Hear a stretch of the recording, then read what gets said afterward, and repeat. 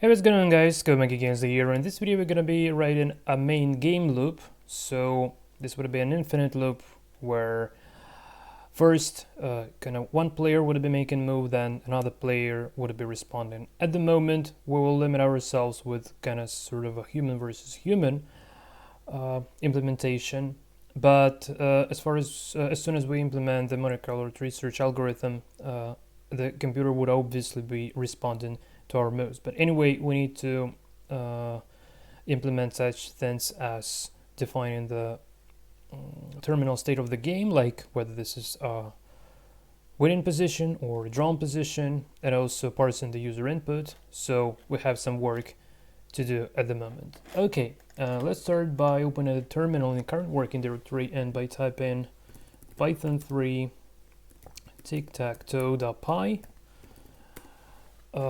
I'm starting, so this is the output from the previous part. We don't literally need all of this stuff, and the only thing that we will need here is to actually start the game loop. So I can say word dot game loop, and that's it. So just right below the generate states, I would like to create this main game loop method basically.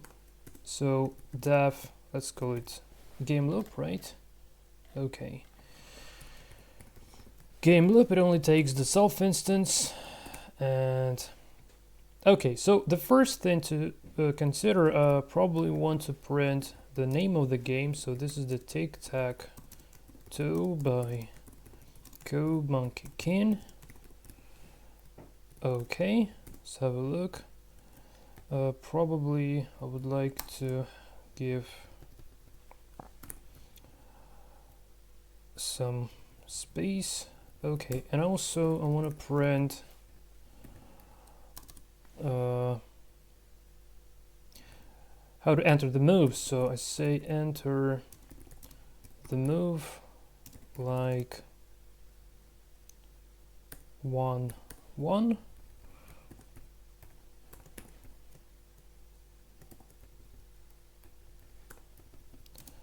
Where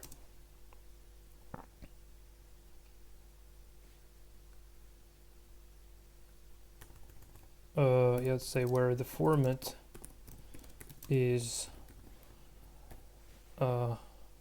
column and the row, or let's say x and y coordinates, or type exit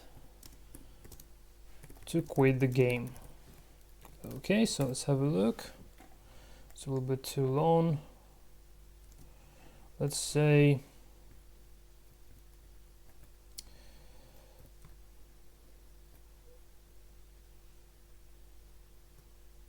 yeah, let's basically split this.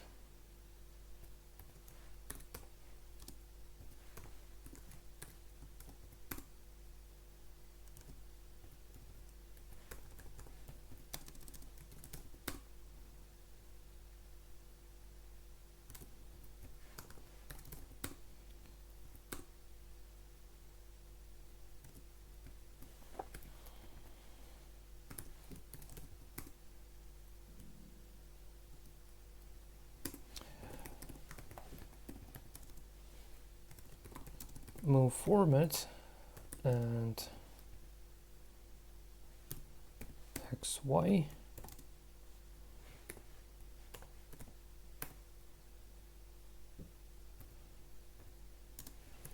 Where, let's say like this, where 1 is column and 2 is row. Okay, and now also want to print the board. Well, actually we need to create, or hold on a sec, no, we don't need to create anything, we already have this in the self. So I just want to print board. So in this case we can simply say like print self. So tic-tac-toe type exit to quit the game, move format. Okay.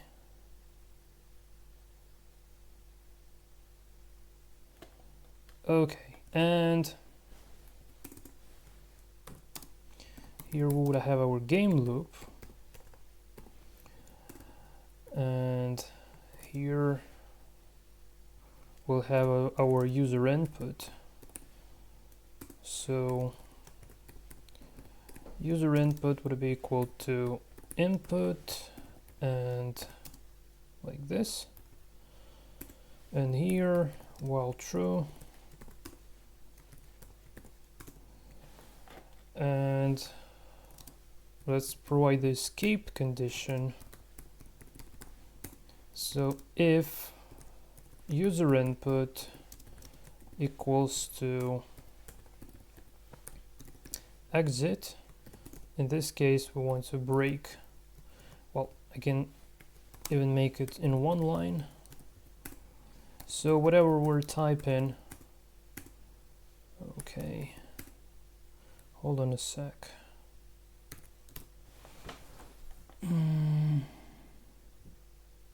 Yeah, and we also need to take the user input.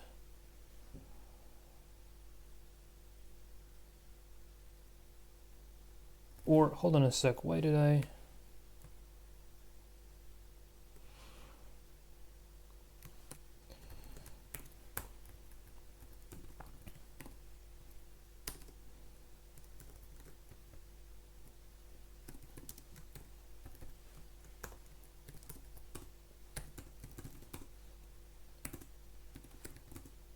Okay, and exit, and it exits. Okay, so the next thing, we want to skip empty input. So we say if user input is equal to nothing, then we just continue the loop, not going to parse what has been there. Okay, and now we want to parse user input. So the format, say move format, would it be comma separated value, and this would be row, first would it be columns. More from the user perspective, it's better to start from the column or from the x coordinate, and then the row. Okay, so let's probably call it user move, or hold on a sec.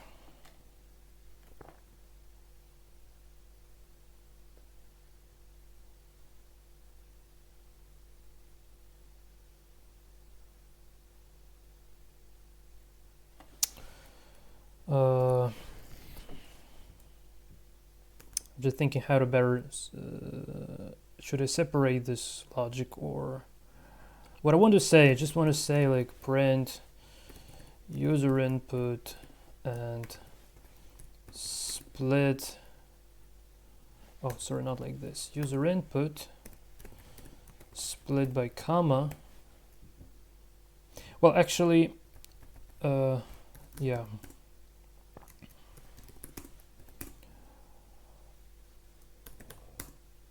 So this is what I want to have, this the split output, the split user input. Now I want to use the first element as the column and the second as the row, but also want to convert them. I need to convert them to integers, and if that fails, that would mean that we have the illegal move. Okay, so yeah, let's probably extract row and column. So let's say row would be equal, so we're using the row as the second one, right? So this would be equal user input split, and we take the last element, right? And the column would be, we're taking the first element. And let's print column and row.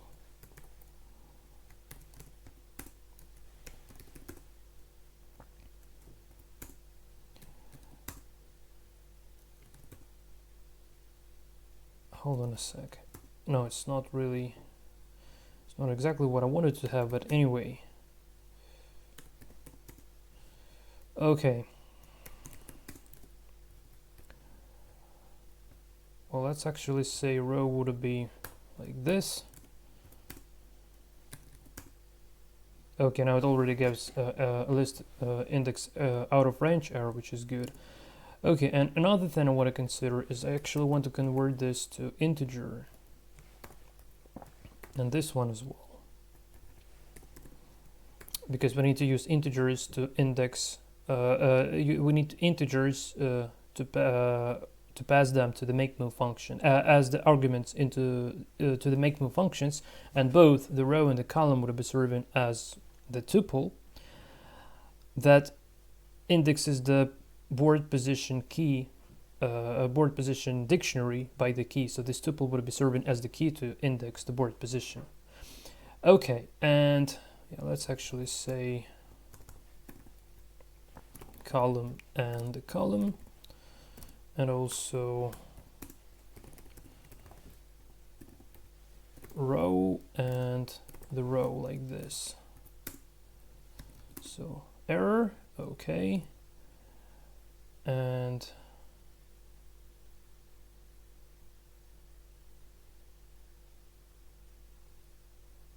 okay.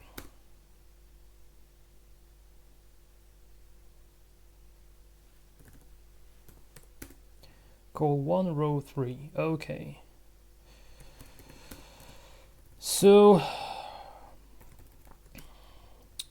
now we want to enclose this within the try except statement.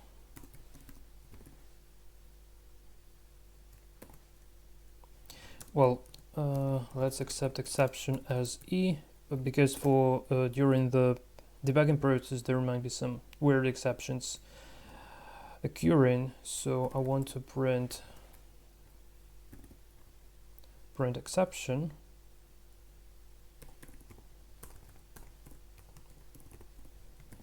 I'll get rid of this later on, and by default actually I want to print that this is the illegal move,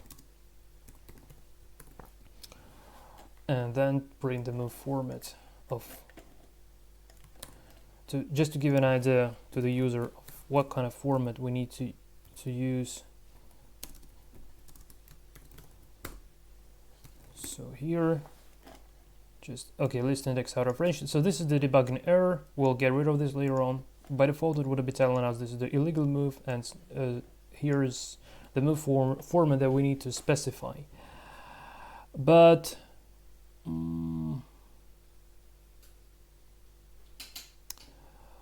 also there would be another issue. If we can, okay. It's probably better to call this not the illegal move, but the illegal command, because illegal move would be something a bit different. So it's better call this illegal command.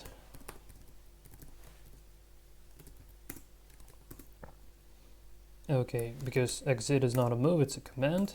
Okay, and whatever numbers getting parsed, good.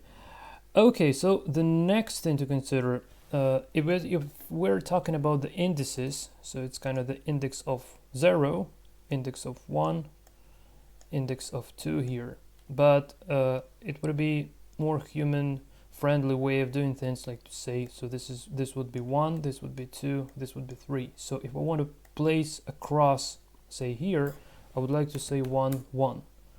Okay, and but if I send this call and row directly to the make move, it would actually print the cross here. So I need to say like -1 for each of them.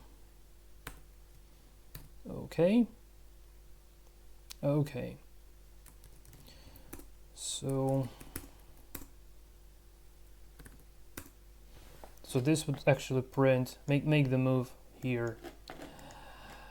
Okay, so next thing to consider would be to make move on board.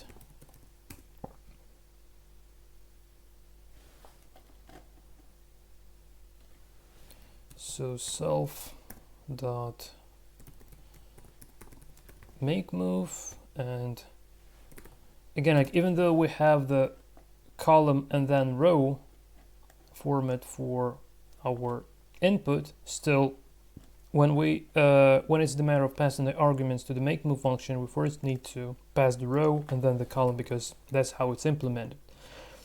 Okay, so let's have a look. And we also need to print the board as well after. Print board.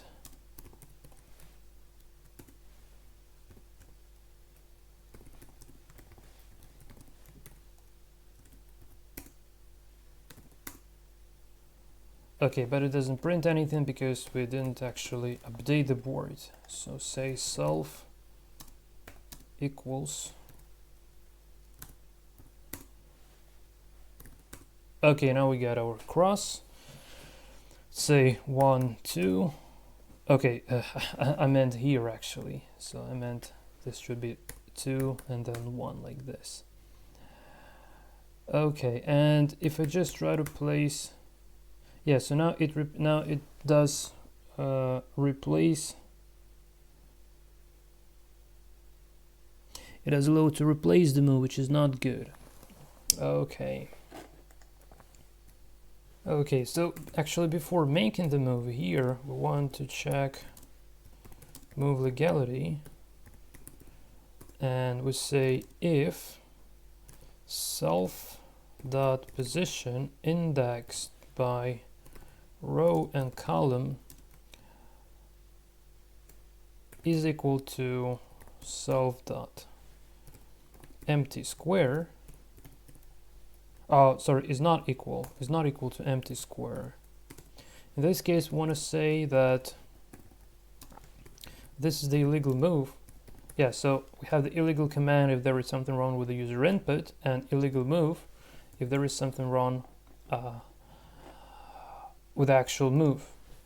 And we also want to continue the loop here. Okay.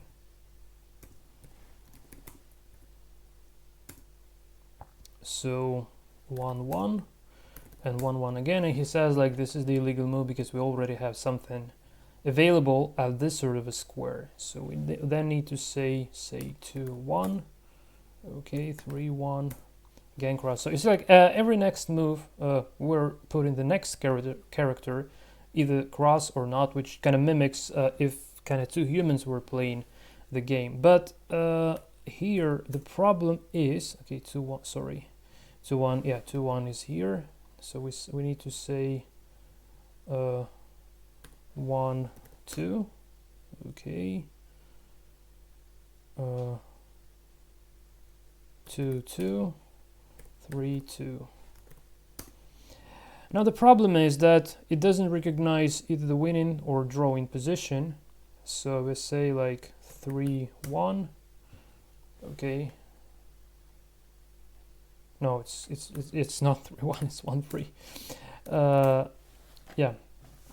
For me personally, it's much easier to have kind of row first and then the column, but I'll skip it as is here.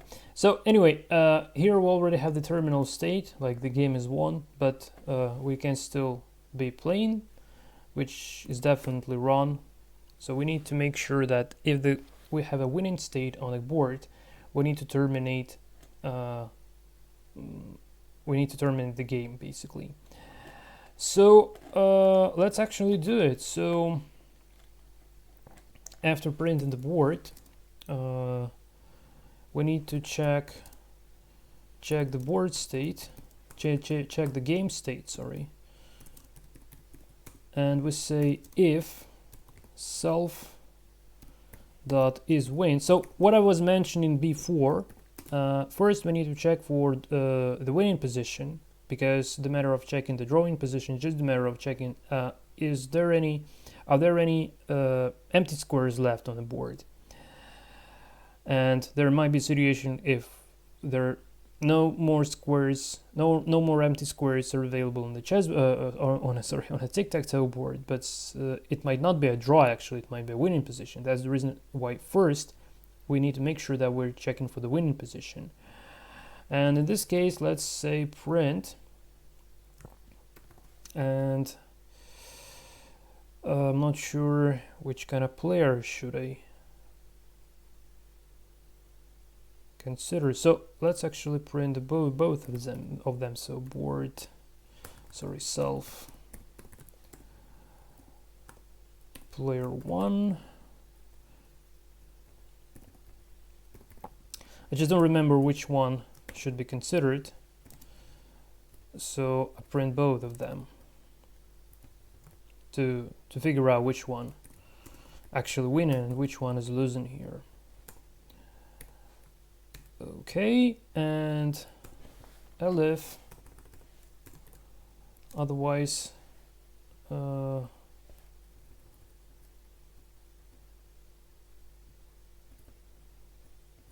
let's say check if the game is won, and here check if the game is drawn, like this. So elif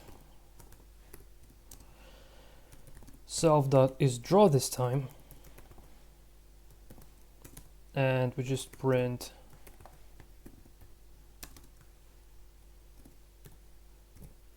game is drawn. And probably we want to break out of the loop in both cases. So break here and here. So start again.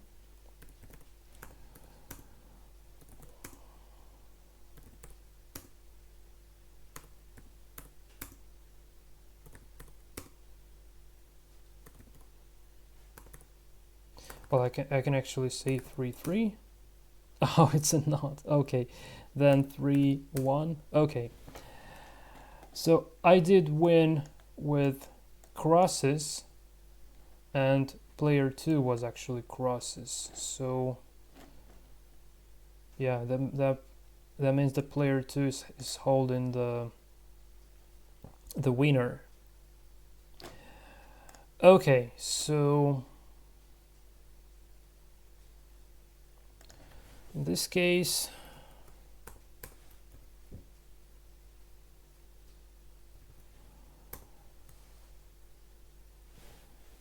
let's say player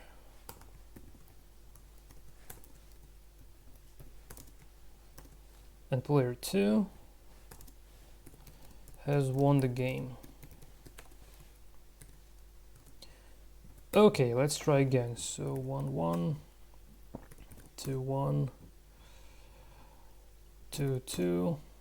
Now let's let's 3-1, 3-3. Let's win. Okay, player X won the game, which is true. The only thing I want to add is a couple of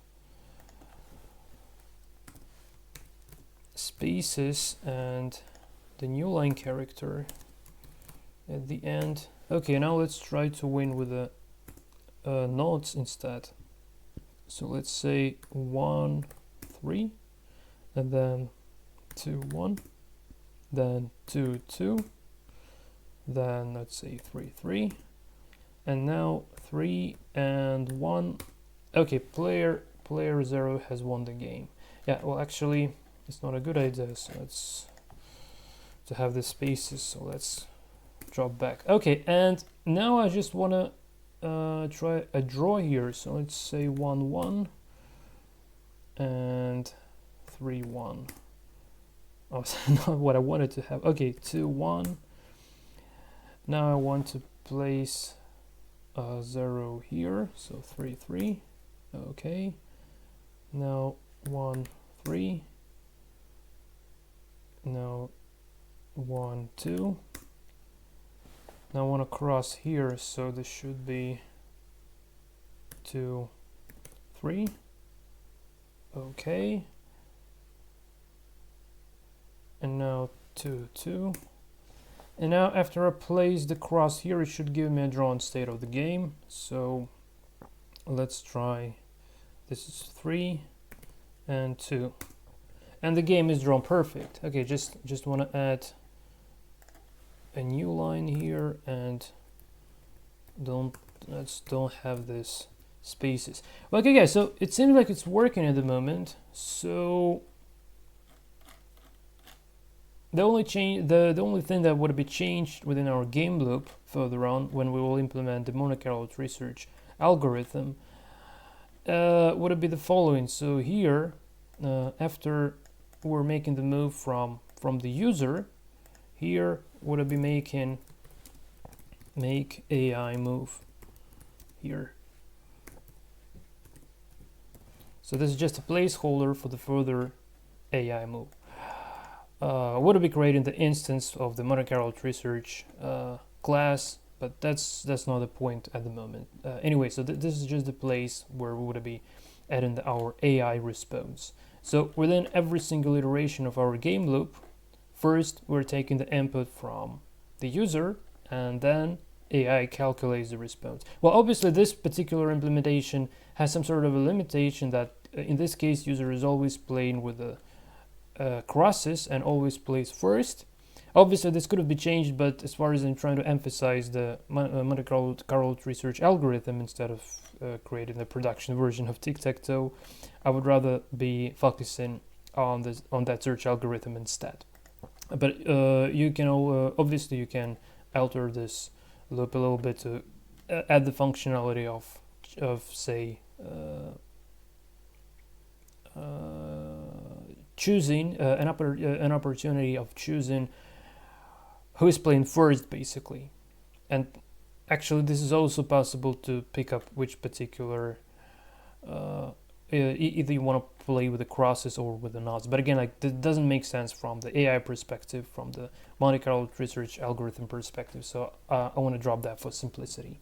Well, okay guys, so this is it from my side. I hope you've enjoyed this tutorial, and already starting from the next video, we'll start implementing actual Monte Carlo tree search algorithm, finally. So it would start getting really exciting starting from the next video, so make sure not to miss that. This is it from my side. I hope to see you next time. So until then, and take care.